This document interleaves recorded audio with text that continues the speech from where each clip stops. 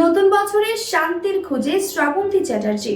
দুই বাংলার জনপ্রিয় অভিনেত্রী শ্রাবন্তী চ্যাটার্জি দীর্ঘদিন ধরে তার অভিনয়ের মাধ্যমে দর্শকদের মুগ্ধ করেছেন।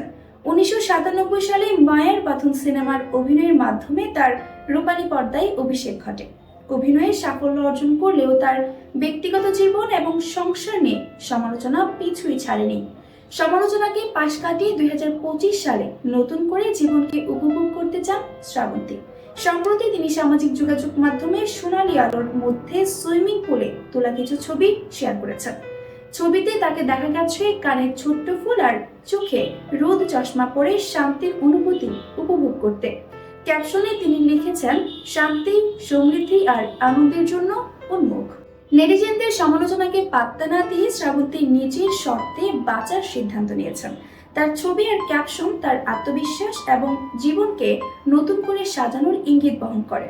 অভিনয়ের ক্ষেত্রে শ্রাবন্তী তার নতুন সিনেমা দেবী চৌধুরানী নিয়ে বেশ উত্তেজিত।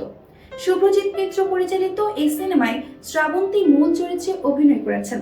প্রসেনজিৎ চ্যাটার্জিকে এখানে ভবানী পাঠকের ভূমিকায় দেখা যাবে। চলতি বছরের 1 মে সিনেমাটি মুক্তি পাবে। শ্রাবন্তীর নতুন ছবিগুলোতে যেমন রয়েছে সৌন্দর্যের ছোঁয়া, তেমনই প্রতিফলিত হয়েছে তার জীবনের প্রতি ইতিবাচক মনোভাব। অনুরাগীদের উদ্দেশ্যে শ্রাবন্তীর শুভেচ্ছা, নতুন বছর হোক শান্তি আর সমৃদ্ধিতে ভরপুর। ব্যক্তিগত জীবনের নানা ওঠাপড়ার মধ্যেও শ্রাবন্তীর এই আত্মবিশ্বাস এবং এগিয়ে যাওয়ার মনোভাব তার ভক্তদের জন্য এক বড় উদাহরণ হয়ে রইল।